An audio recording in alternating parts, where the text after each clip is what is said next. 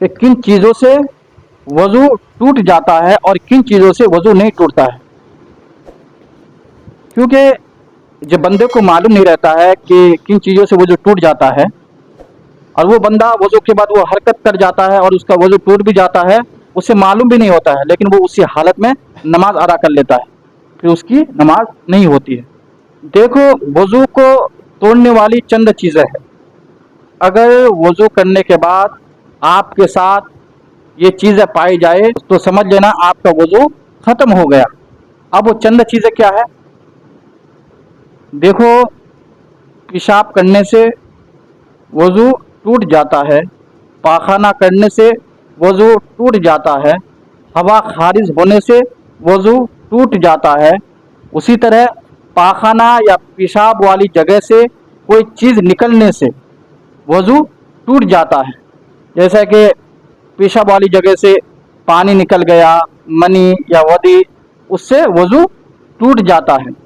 اسی طرح میاں بیوی بغیر کسی کپڑے کے آپس میں شرمگاہ کو ملانے سے وضو ٹوٹ جاتا ہے. اسی طرح اگر آپس میں دو لڑکی آپس میں اگر شرمگاہ کو ملائے بغیر کپڑے کے، اس سے بھی وضو ٹوٹ جاتا ہے. منہ بھر قے کرنے سے، یعنی منہ بھر الٹی کرنے سے وضو ٹوٹ جاتا ہے. یا پھر اپنے جسم سے خون یا پیپ نکل کر بہہ جانے سے وضو ٹوٹ جاتا ہے.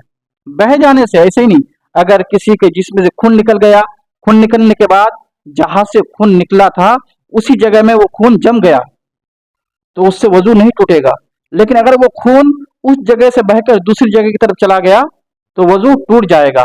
اسی طرح پیپ اپنے بدن سے نکلا اور اسی جگہ میں جم گیا تو وضو نہیں ٹوٹے گا. لیکن اگر پیپ نکلنے کے بعد دوسری جگہ کی طرف بہہ گیا تو وضو ٹوٹ جائے گا. اسی طرح دختی آنکھ سے پانی نکلنے سے وضو ٹوٹ جاتا ہے. اب دختی آنکھ کیا ہے؟ دیکھو، کبھی آپ عام طور پر دیکھے ہوں گے کہ بارش والے موسم میں کبھی آپ دیکھیں گے پانی کی وجہ سے ہو یا کسی چیز کی وجہ سے آنکھ میں پھوڑی کی طرح آ جاتی ہے یا پھر آنکھ لال پڑ جاتا ہے، آنکھ میں درد ہوتا ہے.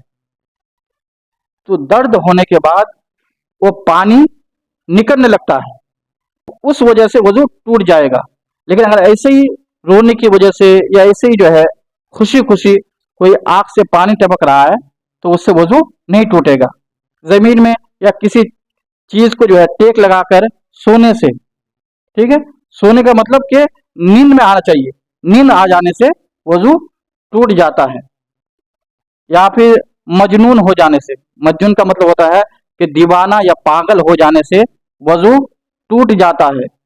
اسی طرح بے ہوش ہو جانے سے، چاہے وہ نشے سے بے ہوش ہوا ہو یا بیماری کی وجہ سے بے ہوش ہوا ہو، اس سے بھی بے ہوش ہونے سے وضو ٹوٹ جاتا ہے.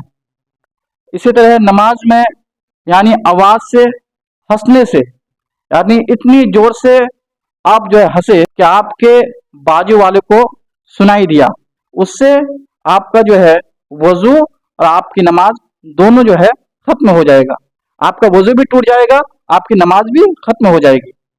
ٹھیک ہے، نماز میں یعنی بلند آواز سے ہنسنے سے آپ کی نماز بھی ختم ہو جائے گی، آپ کا وضو بھی ختم ہو جائے گا.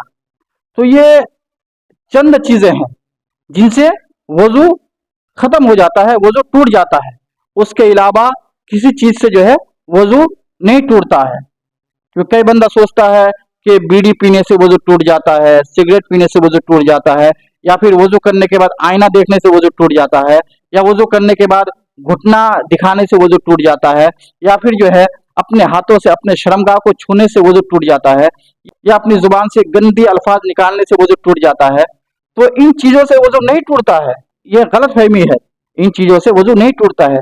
وضو کن چیزوں سے ٹوٹتا ہے جو میں پہلے بتا چکا، ان چیزوں سے وضو ٹوٹتا ہے. اس کے علاوہ سگریٹ پینے سے یا گھٹنا دکھانے سے یا آئینہ دیکھنے سے یا اپنی زبان سے کوئی گندی الفاظ نکالنے سے یا اپنے ہاتھوں سے اپنے شرمگاہ کو چھونے سے، یہ ان چیزوں سے وضو نہیں ٹوٹتا ہے.